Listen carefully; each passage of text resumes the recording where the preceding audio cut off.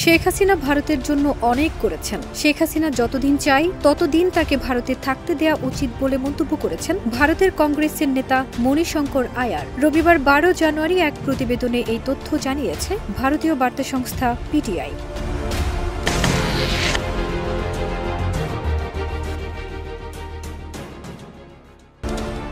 তিনি বলেন, শেখ হাসিনা আমাদের জন্য অনেক ভালো কিছু করেছেন। আমি আশা করি এই বিষয়ে আমরা কখনোই দ্বিমত করব না। আমি খুশি যে তাকে ভারতে আশ্রয় দেওয়া হয়েছে। আমি মনে করি যতদিন তিনি চান আমাদের তাকে এই আশ্রয় দেওয়া উচিত, এমনকি যদি তাকে সারা জীবনের জন্য রাখতে হয় তারপরও। গত মাসে ভারতীয় পররাষ্ট্র সচিব বিক্রম মিশ্রির ঢাকা সফর নিয়ে সন্তোষ প্রকাশ করে মণিশঙ্কর বলেন, বাংলাদেশে অন্তর্বর্তী সরকারের সঙ্গে মন্ত্রী পর্যায়ে নয়াদিল্লির যোগাযোগ স্থাপন উচিত।